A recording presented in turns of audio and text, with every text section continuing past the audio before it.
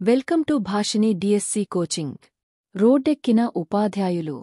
యుటిఎఫ్ నాయకులు ఈరోజు తమ నిరసనలో భాగంగా ఇలా తెలియజేశారు.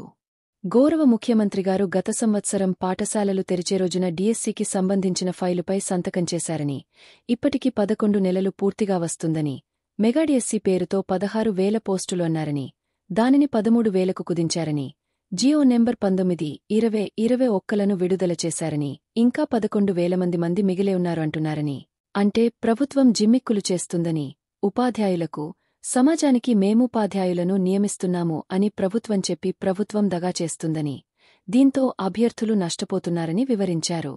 తెలుగుదేశం ప్రభుత్వం అధికారంలో ఉండి, ప్రస్తుతం పాఠశాలల్లో తెలుగు లేకపోవడం దురదృష్టకరమని వాపోయారు.